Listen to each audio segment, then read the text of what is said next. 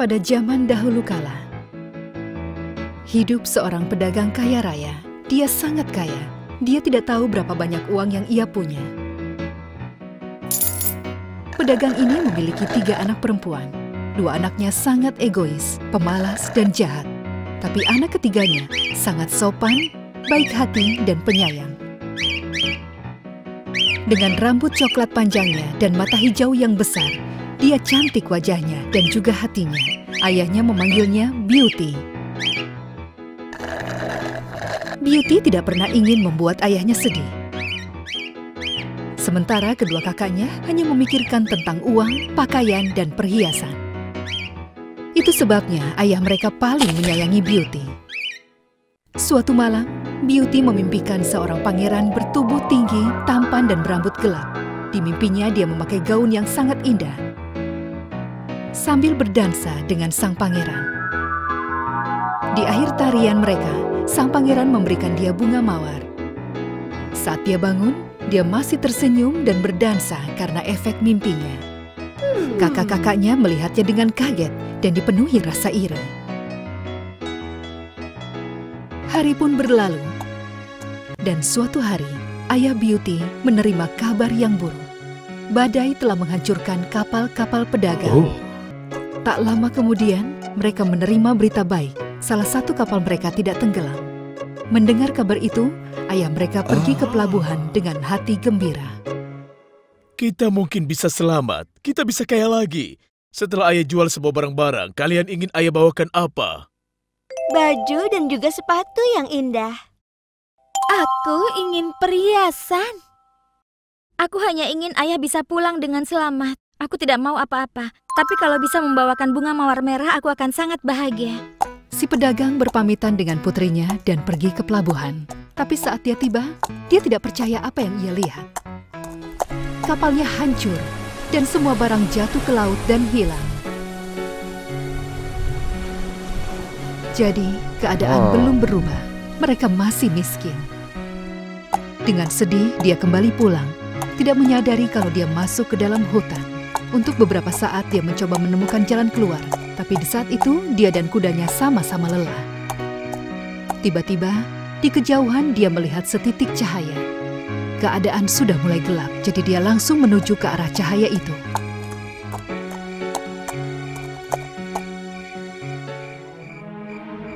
Sebuah istana megah muncul di depannya. Istana itu dipenuhi oleh cahaya dan ada sebuah kebun besar. Istana itu memiliki kesan yang misterius. Saat pedagang tiba di pintu gerbang, pintu itu terbuka sendiri. Dia melewati jalan yang dipenuhi pepohonan. Dia menyentuh pintu istana yang juga langsung terbuka sendiri. Walaupun si pedagang tidak tahu apa yang terjadi, dia pun masuk ke dalam. Selamat malam. Ada orang di sini?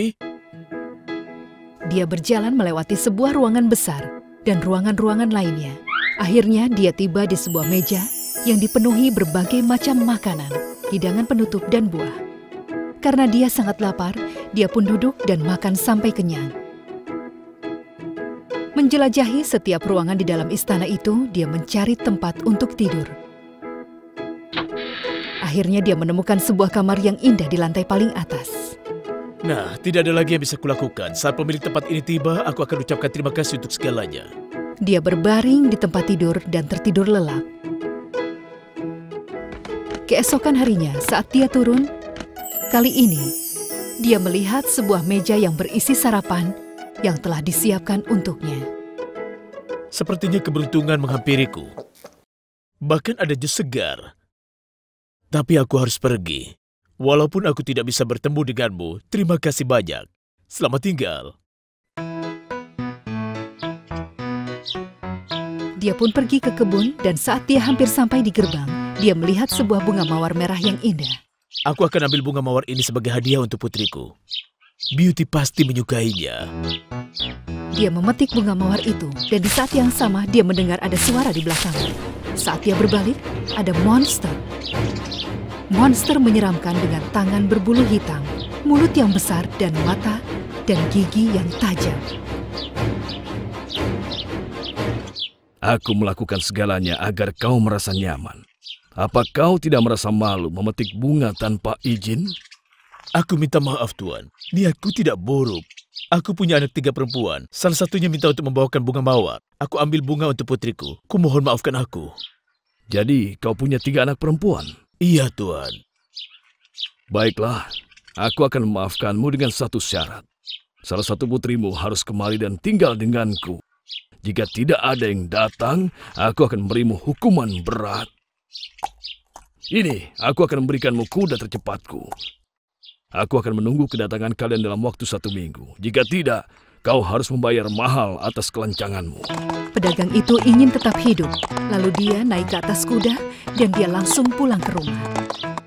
Dia menceritakan semuanya kepada putri-putrinya apa yang terjadi. Siapa di antara kalian yang mau ikut ayah ke sana? Aku tidak mau tinggal bersama monster. Ini salah Beauty, dia yang harus pergi. Iya, ini salahnya. Ayah harus bertemu dengan monster itu. Dia yang harus pergi. Baiklah, baiklah. Ayah jangan takut. Aku akan pergi ke sana dan menyelamatkan ayah. Anakku yang cantik. Kau harus pergi karena ayah. Ayah minta maaf. Jangan bersedih, ayah. Semuanya akan baik-baik saja. Saat mereka tiba di istana, semuanya sama seperti sebelumnya. Api di perapian, meja berisi makanan, dan cahaya yang bersinar terang. Karena mereka berdua lapar setelah melalui perjalanan jauh, mereka duduk di meja dan makan. Tak lama kemudian, sang monster turun ke bawah. Selamat malam dan selamat datang. Namaku Beast. Maukah kau tinggal di sini bersamaku? Iya, Tuan. Aku yang menginginkan bunga itu. Itu bukan kesalahan ayahku. Dia hanya ingin membawakan hadiah untukku. Kalau begitu besok ayahmu boleh pergi. Dan kau akan tetap tinggal di sini dan menjadi temanku. Keesokan harinya, ayah Beauty pun pergi. Ayah akan merindukanmu. Maafkan ayah, sayang. Aku juga akan merindukan ayah. Aku mohon jangan khawatir. Jaga diri ayah baik-baik. Melambaikan tangan, dia mengucapkan selamat tinggal kepada ayahnya dari gerbang kebun. Hari berlalu. Tapi dia merasa sangat sedih. Dia menangis setiap hari. Satu malam saat dia menangis, apa yang harus kulakukan dengan Beast? Bagaimana aku bisa terbiasa dengan semua ini? Selamat malam. Bagaimana kabarmu? Apakah kamarmu nyaman? Apa kau butuh sesuatu? Permintaanmu adalah perintah untukku. Kau mau datang kemari atas keinginanmu sendiri sangat membuatku gembira. Jika saja kau bisa menyukaiku walaupun hanya sedikit. Apakah karena aku jelek? Beauty selalu mengatakan yang sejujurnya kepadanya. Aku tidak menyukaimu, tapi aku sudah terbiasa denganmu. Tunggu saja, suatu hari nanti aku akan membuatmu menyukaiku. Kau tidak akan melihat keburukan wajahku, tapi kau akan melihat kebaikan hatiku. Itu yang paling penting. Sebenarnya mereka sudah menjadi teman baik. Mereka bermain piano bersama dan bernyanyi. Mereka berjalan-jalan di kebun dan memberi makan burung. Beauty menyadari kalau Beast tidak seburuk yang dia pikirkan. Justru, Beauty mulai menyukainya. Satu malam, dia bermimpi tentang ayahnya dan dia melihatnya sedang sakit. Keesokan harinya. Selamat pagi. Semalam aku melihat ayahku di mimpiku. Ayah sedang sakit parah. Aku mohon izinkan aku mengunjungi ayah selama 1 minggu. Aku merindukannya. Maukah kau mengizinkanku? Baiklah kalau begitu. Tepat 1 minggu. Jika kau pergi lebih dari 1 minggu dan tidak kembali, aku akan mati di sini. Jangan lupakan itu. Aku berjanji, aku akan menemuinya dan langsung kembali. Kalau begitu, pakai liontin hari ajaib ini di lehermu. Jika kau buat keinginan sambil memegang erat benda ini, keinginanmu akan menjadi kenyataan. Mereka pun berpisah. Aku ingin menemui ayahku. Dia tiba di rumah ayahnya. Ayahnya sangat senang bisa melihatnya dan dia langsung merasa lebih sehat. Ayah sangat merindukanmu, Beauty. Aku juga merindukanmu, ayah. Kakak-kakaknya tidak mengerti apa yang terjadi dan bagaimana dia bisa muncul tiba-tiba. Mereka masih merasa iri pada Beauty. Beauty memberitahu segalanya kepada ayahnya. Dia sangat bahagia sekarang dan dia tidak perlu merasa sedih lagi. Dia tinggal selama 1 minggu di rumah ayahnya. tidak menyadari waktu sudah berlalu dengan cepat. Suatu hari dia melihat bis di mimpinya berbaring di lantai. Berpikir kalau dia akan meninggal, dia merasa sangat ketakutan. Dia menyadari kalau dia sudah terlambat 1 hari. Dia merasa bersalah karena tidak bisa menepati janjinya. Dia mengatakan, kalau aku tinggal lebih dari 1 minggu, maka dia akan mati. Sikap egois macam apa ini? Kalau terjadi sesuatu padanya karena aku tidak akan pernah bisa memaafkan diriku. Dia langsung mengucapkan salam perpisahan kepada ayah dan kakaknya, menggenggam liontin di tangannya dengan erat, menciumnya dan mengucapkan permintaannya.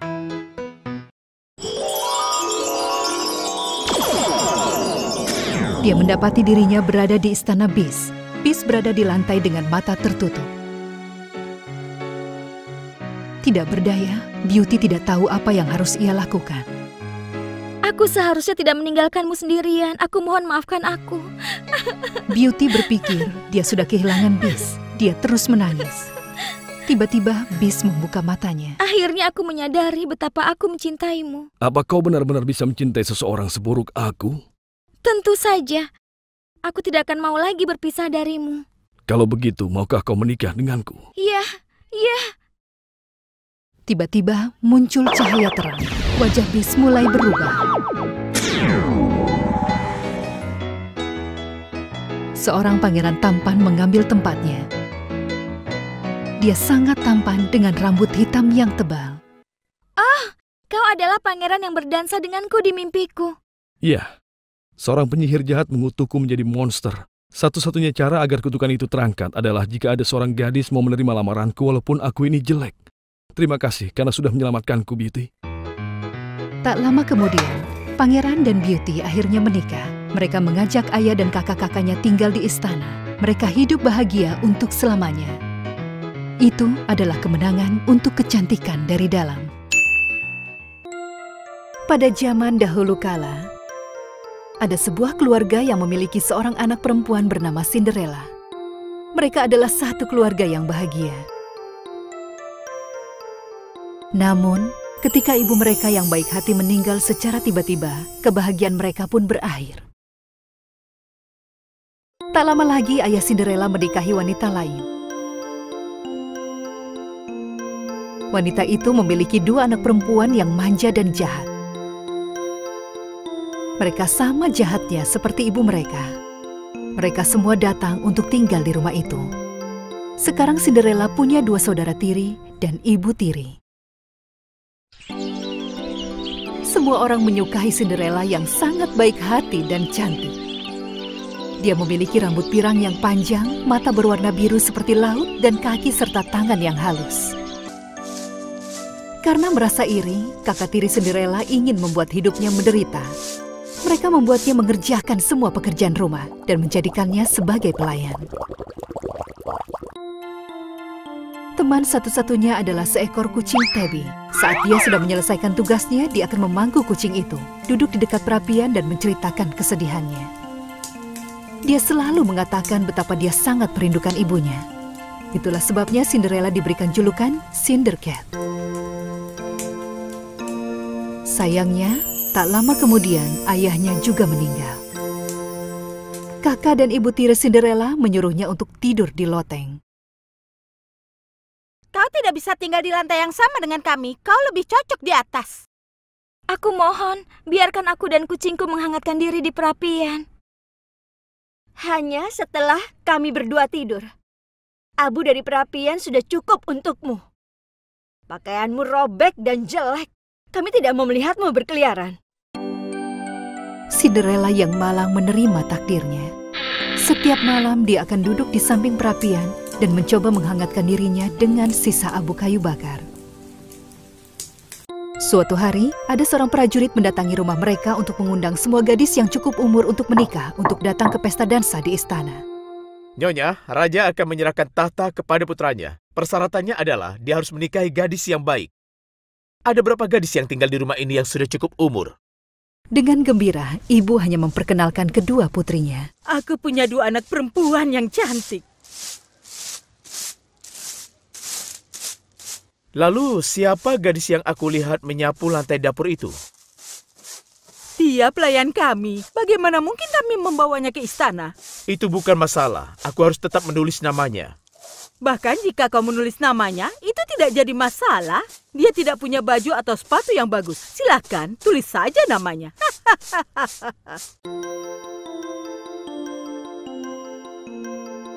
Cinderella memohon kepada ibu tirinya. Aku mohon, berikan aku salah satu gaun kakakku, agar aku bisa pergi juga. Tidak, kau tidak akan pergi. Kau akan membersihkan lantai sampai kami kembali. Kau pikir pangeran akan memilihmu dibandingkan putri-putriku, Cindercat? Oh. Ketiganya mengejek Cinderella dan mengusirnya pergi.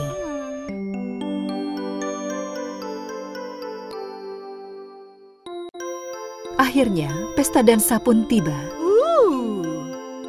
Semuanya berdandan dengan cantik. Mereka pergi ke pesta dansa dan meninggalkan Cinderella. Cinderella menangis sedih. Tepat di saat itu, seorang peri yang bersinar muncul di hadapan Cinderella. Jangan khawatir, aku akan membawamu ke pesta dansa itu. Oh, siapa kau? Aku adalah peri yang membantu gadis baik hati. Ibumu mengirimku kemari untuk membantumu. Dia mengawasimu dari surga. Ayo kita mulai. Carikan aku buah labu yang besar dan 6 ekor tikus. Cinderella melakukan apa yang peri itu minta kepadanya. Dia membawakan labu, dan tikus dari kamarnya yang sudah menjadi temannya datang untuk membantunya.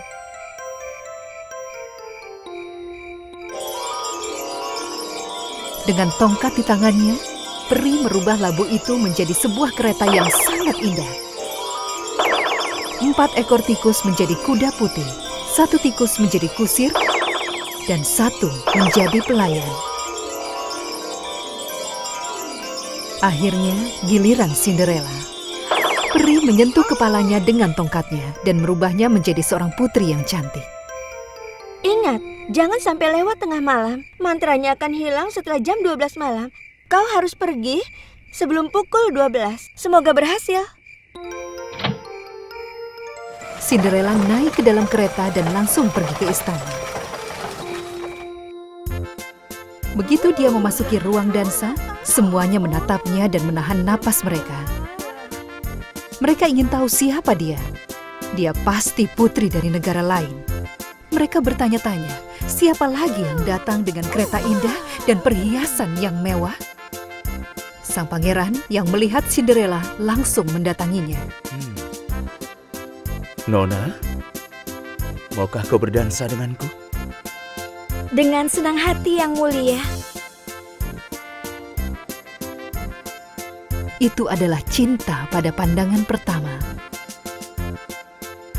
Pangeran berdansa dengan Cinderella sepanjang malam.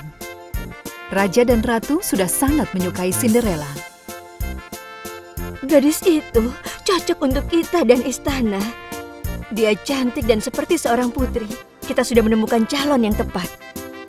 Semua gadis di ruangan itu, termasuk ibu dan kakak tiri, merasa kesal dan sangat iri. Kau dari mana? Kau tinggal di mana? Siapa namamu? Waktu berlalu dengan sangat cepat. Cinderella yang melihat kalau sekarang sudah hampir jam 12 malam, lari keluar istana meninggalkan pangeran yang tampak kaget. Saat dia menuruni tangga istana dengan tergesa-gesa, dia kehilangan salah satu sepatu kacanya. Tapi karena dia terburu-buru, dia meninggalkannya. Dia naik kereta dan pulang.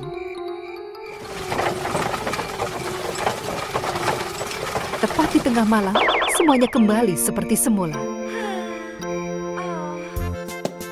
Pangeran yang mengejar Cinderella sangat terkejut. Dia tidak bisa mengejarnya, tapi dia menemukan sepatu kacanya di tangga.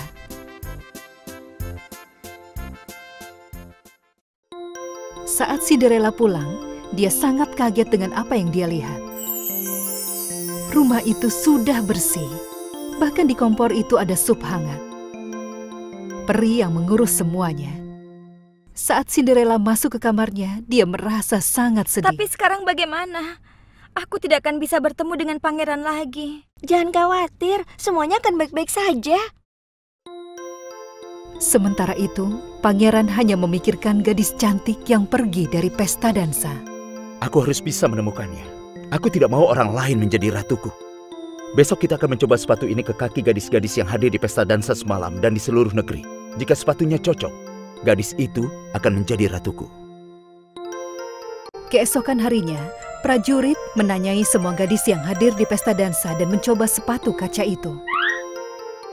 Semua orang mencoba sepatu itu, tapi tidak ada yang pas. Akhirnya, tiba saatnya untuk rumah Cinderella.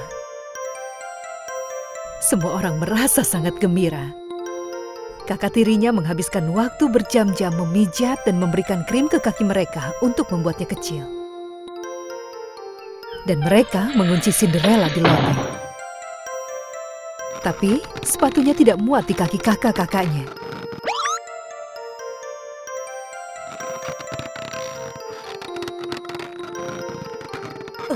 Ayolah. Saat prajurit akan pergi, mereka mendengar suara dari atas. Cinderella berhasil menarik perhatian mereka dengan menjatuhkan lemari kayu. Suara apa itu? Siapa itu di atas? Kucing. Tidak ada siapa-siapa. Kucing tidak bisa membuat suara seperti itu. Jangan bohong. Ayo, naik ke atas dan cepat lihat. Ayo cepat. Mereka menemukan Cinderella dikunci di kamarnya dan memintanya untuk mencoba sepatu kaca itu. Oh. Sepatu itu pas sekali di kakinya.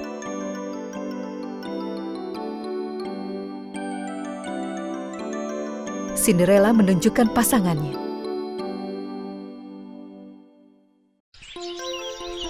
Prajurit itu tahu kalau mereka sudah menemukan sang putri dan langsung kembali ke istana untuk menyampaikan berita ini. Pangeran sangat bahagia saat tiba di rumah Cinderella dan langsung bisa mengenalinya. Maukah kau menikah denganku dan menjadi putriku? Menerima jawaban iya, dia membawa Cinderella ke istana. Cinderella menceritakan semua yang terjadi padanya. Baik-baik saja. Mereka menikah dengan pesta pernikahan yang berlangsung selama 40 hari 40 malam.